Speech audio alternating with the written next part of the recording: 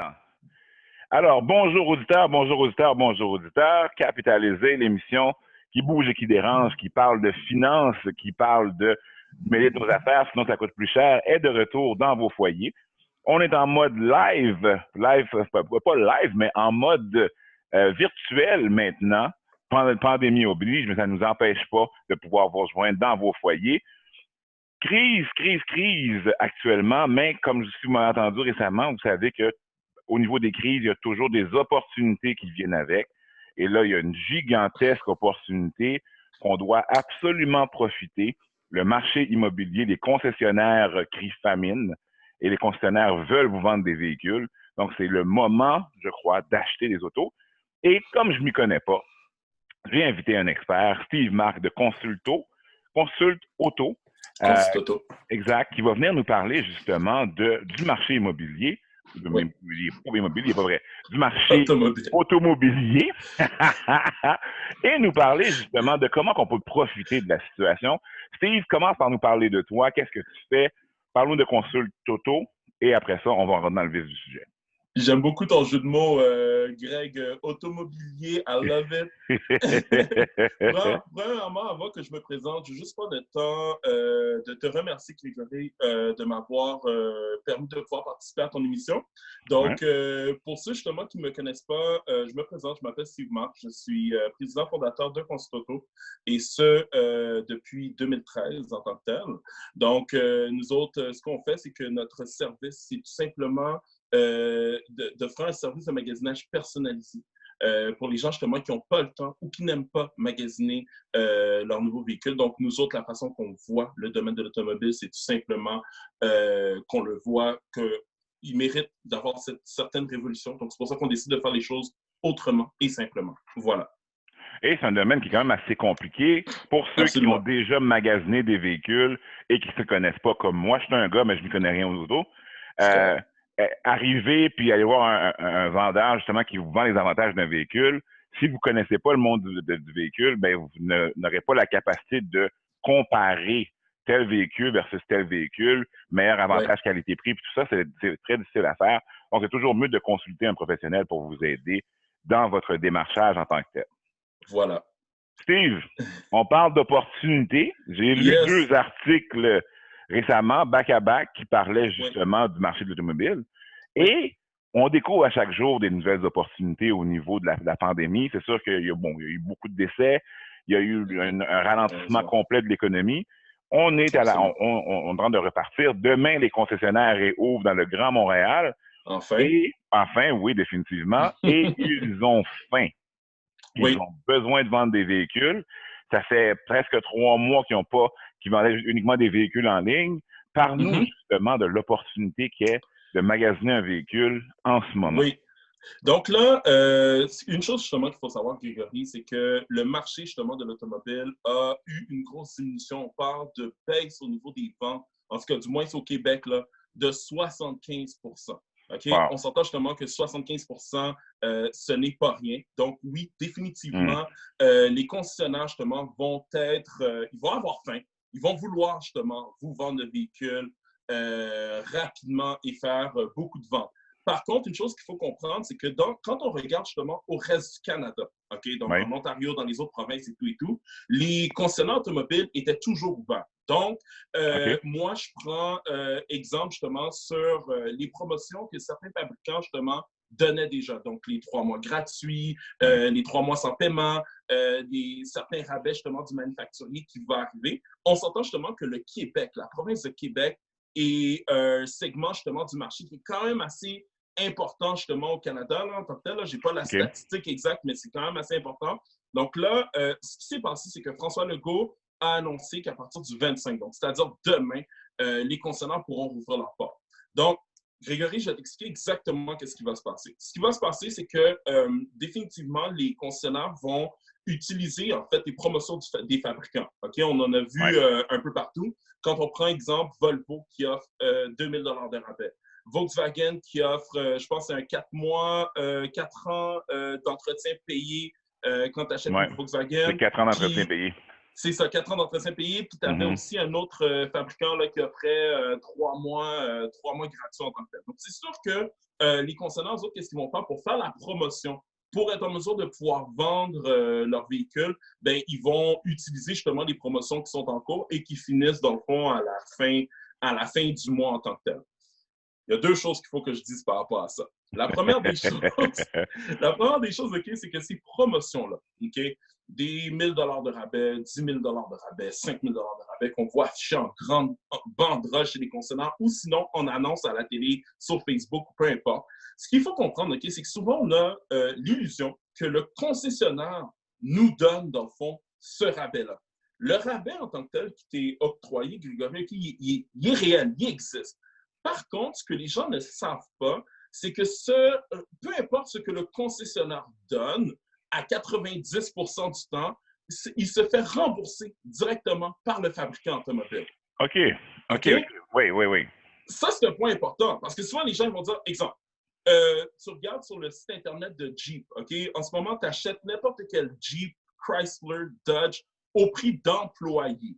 Donc, le prix d'employé, ça va être sûrement un 5% à peu près de moins que le prix de détail suggéré par le fabricant. Mais c'est sûr qu'on s'entend, le concessionnaire, il y a une bâtisse à payer, il y a des employés, le staff, toute l'équipe. Donc, c'est sûr que oui, il donne 4 000 de rabais sur un nouveau véhicule, mais comme je te dis encore une fois, il s'est remboursé, je te dirais, là, à 90% du temps, c'est remboursé à 100% en tant que tel, tu comprends? Donc, c'est pour ça que nous autres, de notre côté, ben c'est ça, quand on arrive pour négocier, c'est que on ne fait pas nécessairement fi de ces rabais-là. On va négocier vraiment directement au coûtant du concessionnaire, moins tous les rabais, dans le fond, qui pourraient être applicables là, pour le client là, en tant que tel. Donc, si je comprends bien, là, tu me dis il y a le rabais que le fabricant donne, qui est de base, et en plus de ça, il y a des rabais que les concessionnaires eux-mêmes vont donner.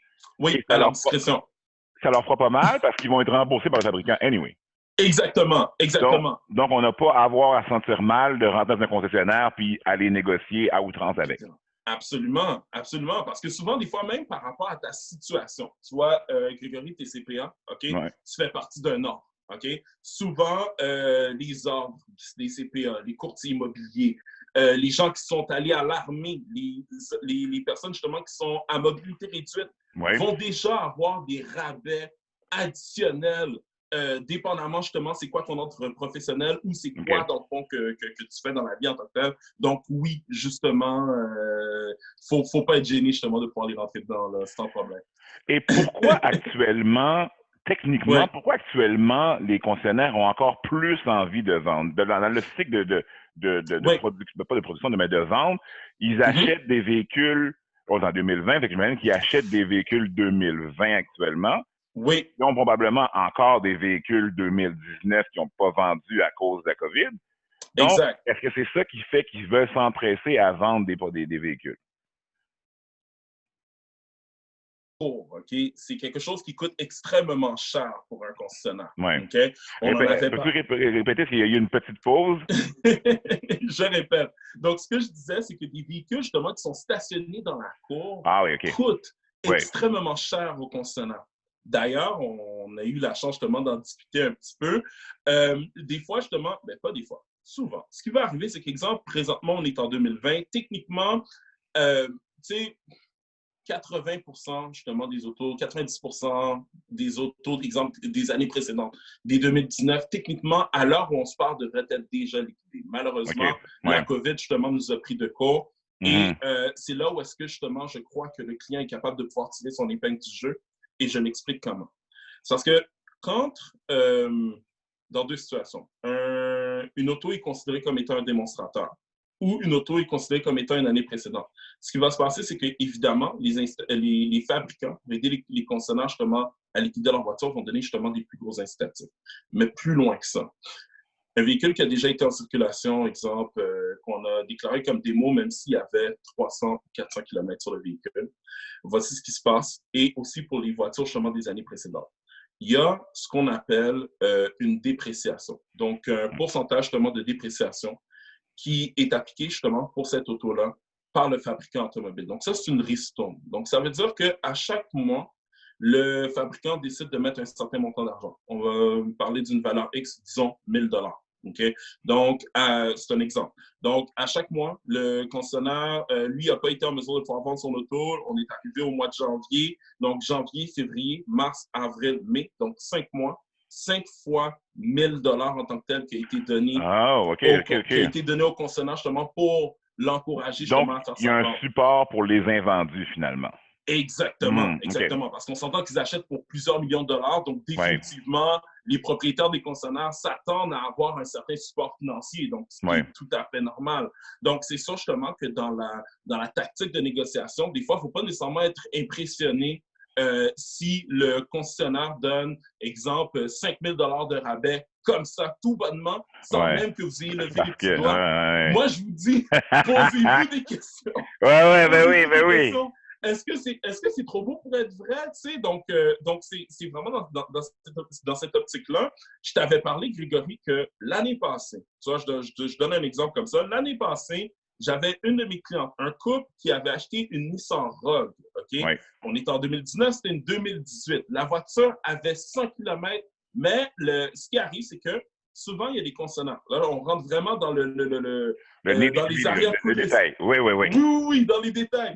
Écoute, les concessionnaires, quand ils vendent un certain nombre d'autos, soit par mois ou par année, ont ce qu'on appelle un kickback ou un bonus, du fabricant automobile.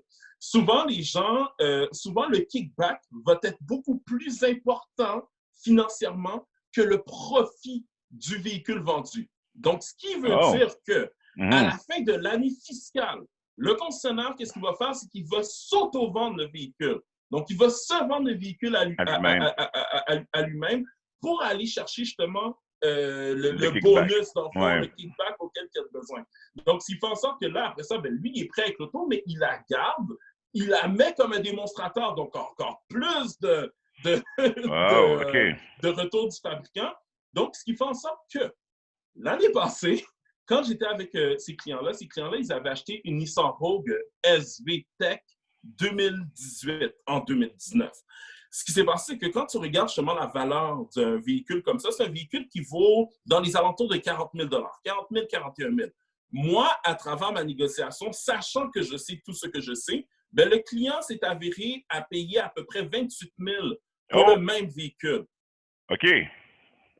Est-ce que tu comprends? Oui. Et je serais 13 000 $ dans mes poches, je suis bien content. Ben absolument, absolument. C'est sûr que, puis c'est pas quelque chose justement qui était commun, même à un moment donné aussi, tu te rappelles, je sais pas si tu remarques, regarde l'industrie du taxi. Le taxi, tu as beaucoup de Hyundai Sonata, OK? J'avais une de mes clientes qui avait acheté une Hyundai Sonata qui valait 30 000, on l'a négocié à 21 000 parce que le concessionnaire en avait trop acheté. Et il y avait un surplus d'inventaire. Donc, ce qui fait en sorte que, pour revenir à nos moutons, il y a un support énorme justement qui se fait à travers les fabricants, mais sauf que les gens ne le savent pas en tant que tel. C'est vraiment là qu'on est capable d'aller chercher le maximum, là, dans le fond, pour nos clients.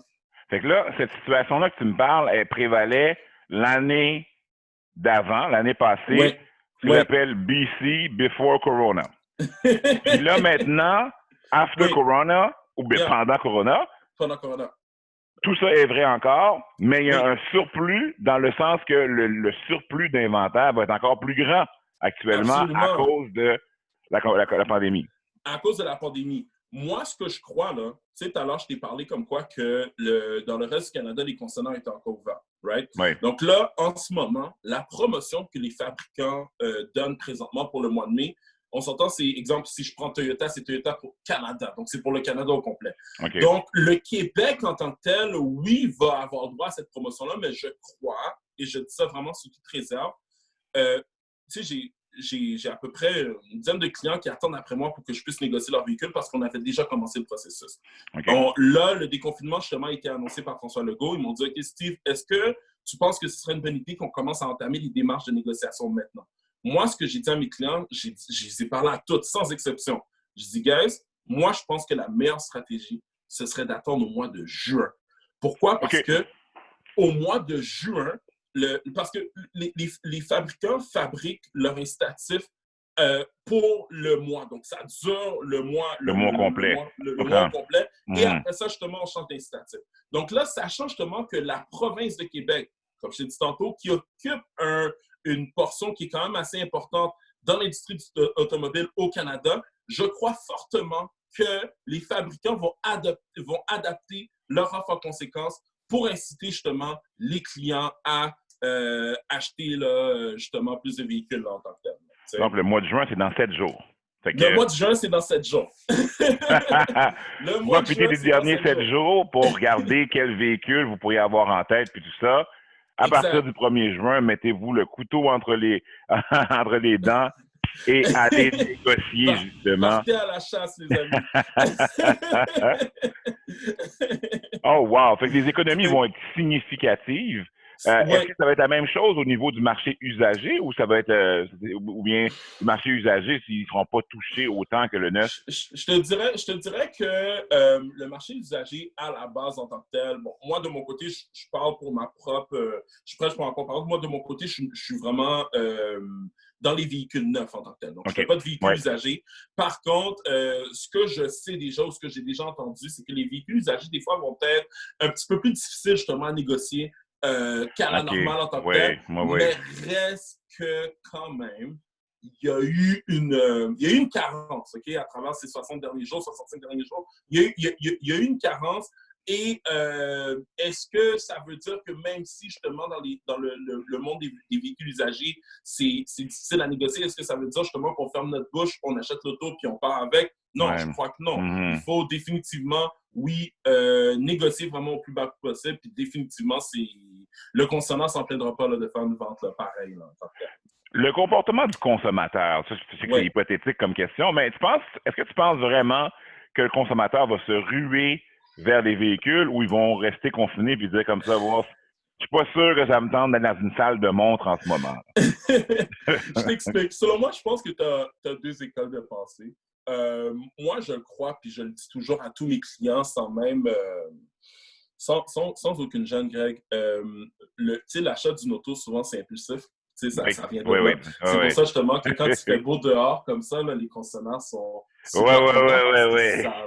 C'est le printemps, on a le goût du renouveau et tout et tout. Donc, c'est sûr qu'ils vont en avoir des impulsifs. « Hey, Colin, c'est le temps, là, le deal, là, on va sauter là-dessus. » Ah ouais, on s'en va chez le dealer, merci, bonsoir.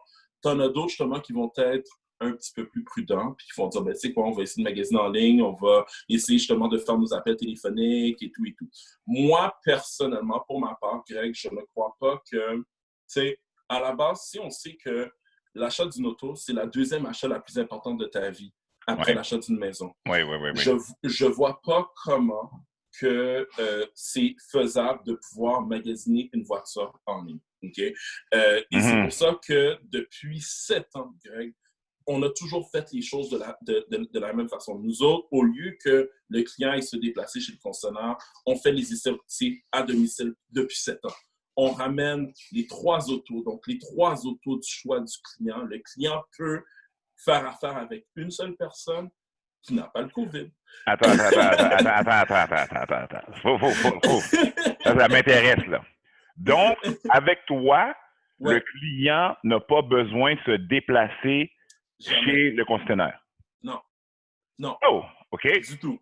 Dans le fond, ce qu'on fait, c'est que nous autres, on amène les autos directement chez le client.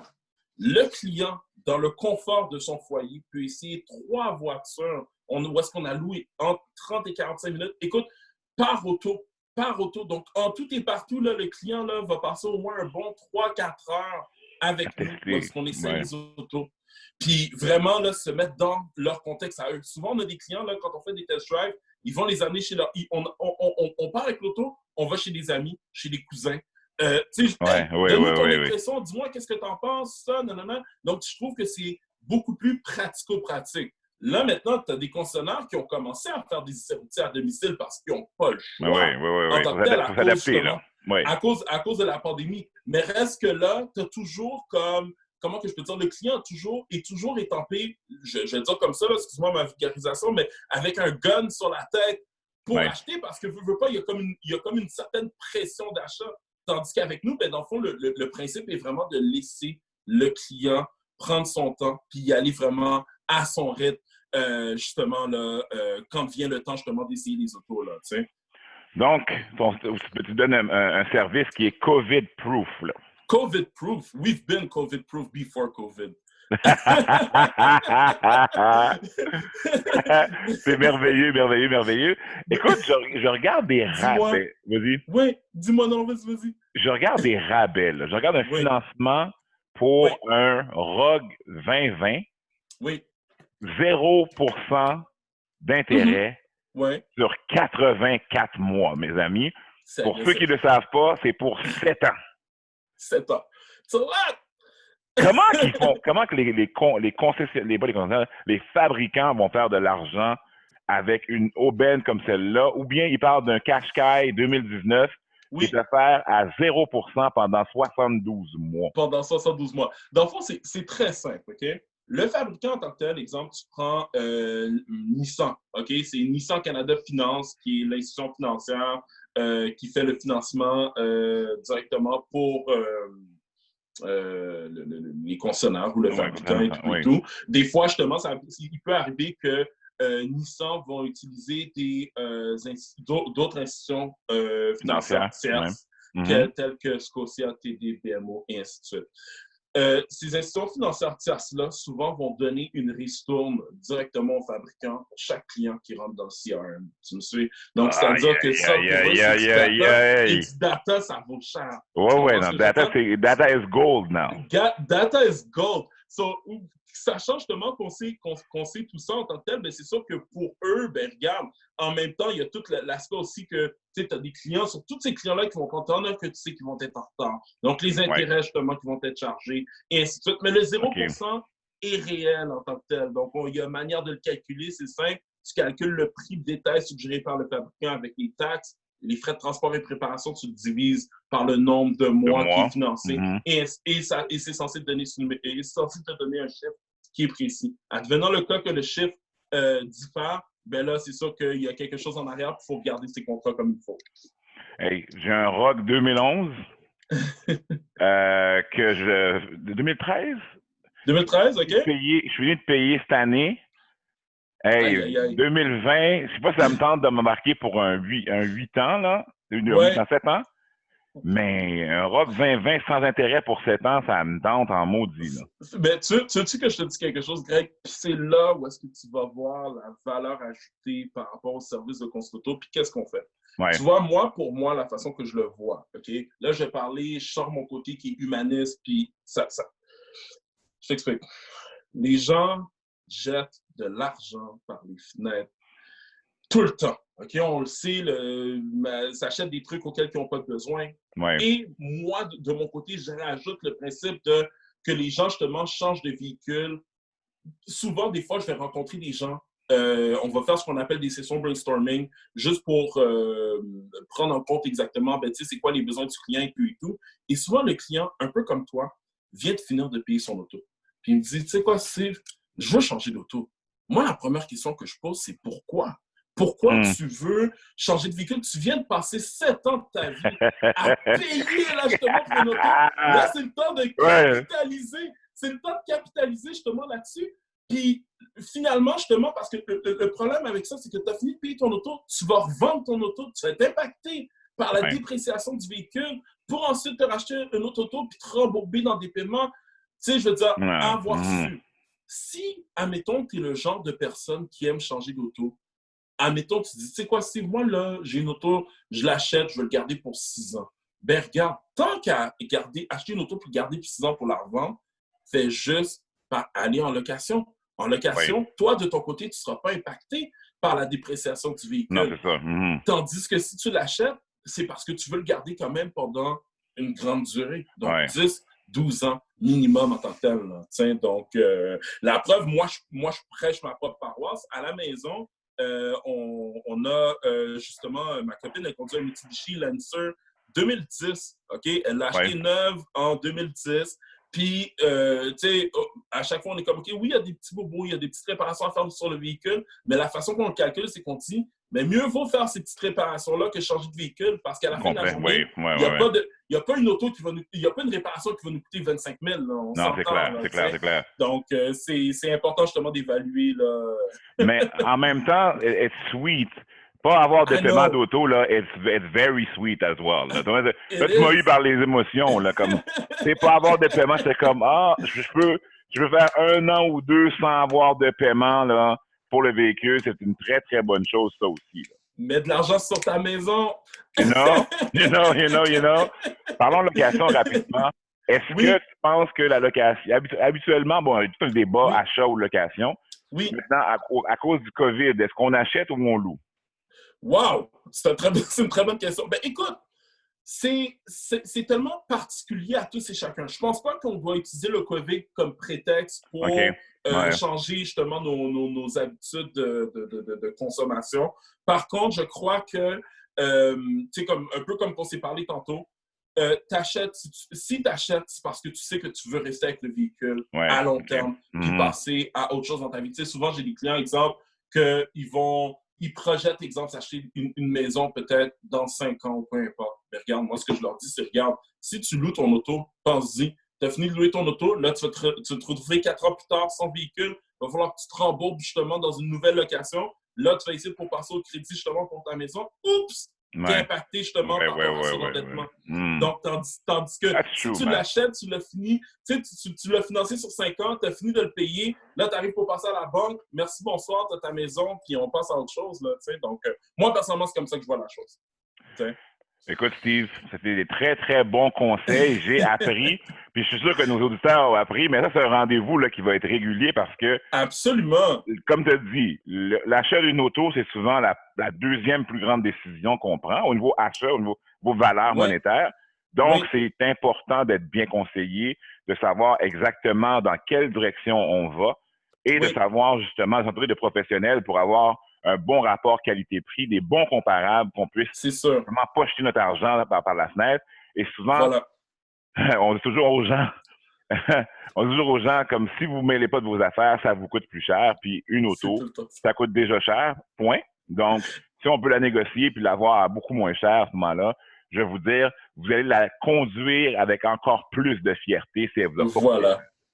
Exactement. Puis est-ce que je peux me permettre de rajouter un petit quelque chose? Bien sûr, tu peux rajouter quelque chose. Tu peux nous dire comment on rejoint Consulte Auto, ton Facebook, ton Instagram, tout là. Let's go, let's do business. Il n'y a pas de problème. Merci beaucoup, Greg. Donc, tu sais, Grégory l'a dit justement, faire affaire avec des experts, c'est quelque chose justement qui peut rapporter beaucoup. Moi, de mon côté, je veux prendre le temps justement de prêcher un peu pour ma propre paroisse en disant let's go. Notre service est 100% indépendant des concessionnaires, OK? Donc, nous ne sommes pas payés par le concessionnaire. On ne prend pas de commission, on ne prend pas de kickback, on ne prend absolument rien. On travaille au goût du maître, donc c'est-à-dire pour nos clients en tant que tels. Nos sessions brainstorm, si on a à discuter par rapport à une situation X, Y, Z, c'est 100% gratuit. On peut faire ça par téléphone, dans une terrasse, Zoom, comme vous voulez, ce n'est pas un problème. Donc, vous pouvez me contacter directement à travers ma page Facebook, donc Consulte Auto, ça s'écrit CONSULTAUTO, et Instagram. Il y a mon numéro de téléphone, dans le fond, qu'on va pouvoir laisser justement directement dans les commentaires, ainsi que notre adresse courriel. Et encore une fois, Greg, je te remercie énormément pour cette belle opportunité. Il n'y a pas de problème, puis c'est pas la première fois que je promouvois Consulte Auto. Je ne sais pas si tu te souviens, mais tu as participé au projet Consommons haïtien il y a peut-être 5-6 ans de ça. Dans mes débuts. Oui, dans tes débuts, puis tu étais encore là, still standing. Proud of you, brother. On continue comme ça. On continue comme ça, puis appelez Steve pour magasiner votre véhicule. Si vous aviez déjà besoin d'un véhicule, il y a des aubaines extraordinaires sur le marché, comme on vient de discuter. Fait que profitez-en. Steve, on se dit à très bientôt. À très bientôt. Et la prochaine discussion va probablement être louer ou acheter, point. Les avantages, qu'est-ce qui coûte plus cher, puis tout ça, parce que faut qu'on éduque les gens. Là. Les gens sont plus riches qu'ils pensent, là. C'est juste une question de gestion. Voilà. Puis c'est pour ça que Greg est là, justement, pour vous aider avec tout ça aussi, là, votre gestion financière. Good stuff. À très bientôt, Steve. Merci. À bientôt. Merci. All right. Bye.